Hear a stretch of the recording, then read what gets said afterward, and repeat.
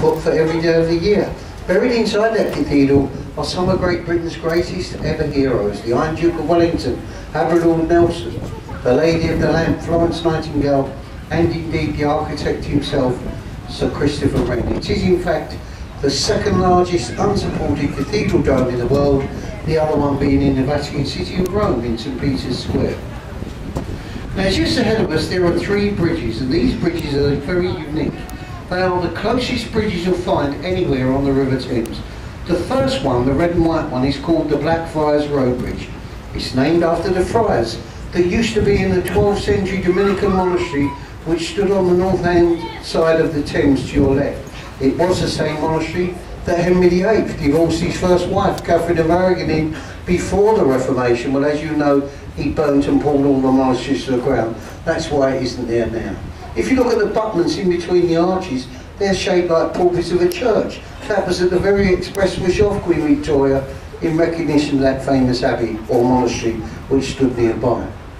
The bridge in the middle is the old St Paul's on the Corners Railway Bridge, the first railway bridge to span the Thames, built by Isambard Kingdom Brunel. The last bridge is the Alexander Railway Bridge, named after Queen Victoria's favourite granddaughter Alexandria, who was killed in the Bolshevik Revolution.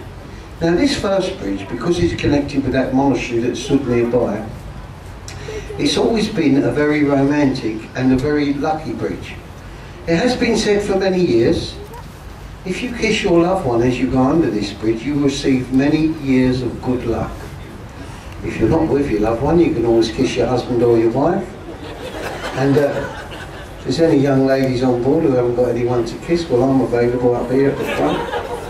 And if there's any young men, we've got a very open-minded captain sitting up there on the wheel. Now, you think I'm winding you up, don't you? The other week, you know when I say if there's any young lady, sometimes I do get a kiss. A young girl was sitting over there. She said, well, I'm on the own, I'll kiss you. She gave me a little peck on the cheek, sat down.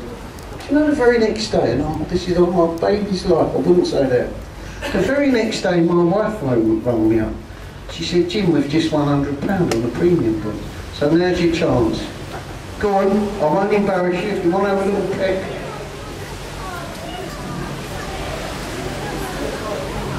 Now all you've got to do is go and buy that. Well, you have to go and see Jordan's up there. Too late now, we're under the bridge. You've missed it. Once through these bridges, over to the right hand side, you'll see a large building. It used to be a former power station. Today it's been turned into a museum of modern art.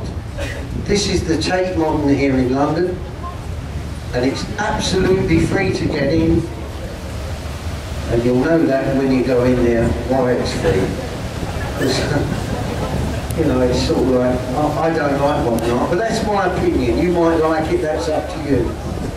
But the day I went in there, I'm not kidding, the day I went into there, I saw a burnt out car, I saw a pile of old brick shot out like if a builder had just left them outside your house, and I saw a wall covered in graffiti, like they're doing to the outside of this lovely Grade 2 listed building. Well, if you come around the estate where I live in South London, you see that every bloody day of the week. You don't have to go in there to see it. So there you are. That's the Tate Modern. Just ahead of us is the Millennium Pedestrian Bridge. It's had a very colourful career, this bridge.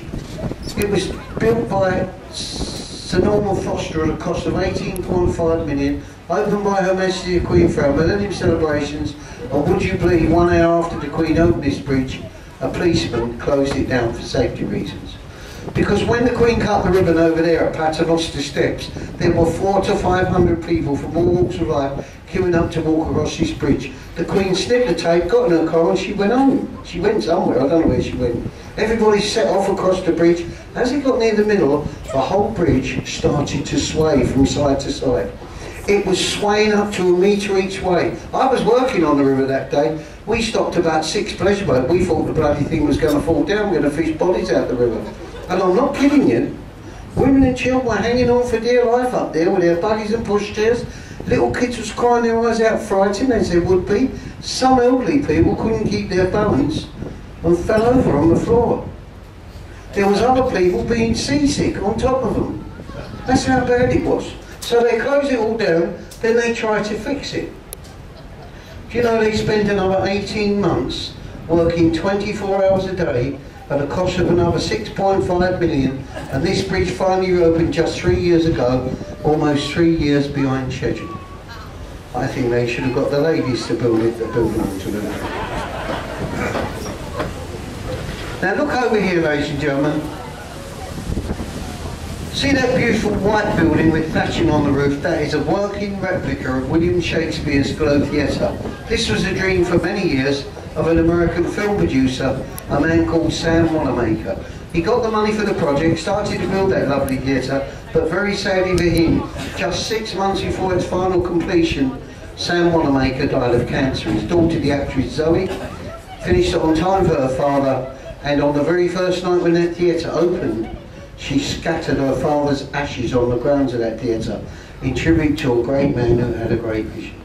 Now I want you to keep looking at that theatre, because that is exactly what it would have looked like in William Shakespeare's day. It wasn't bigger, wasn't small, it was exactly like that.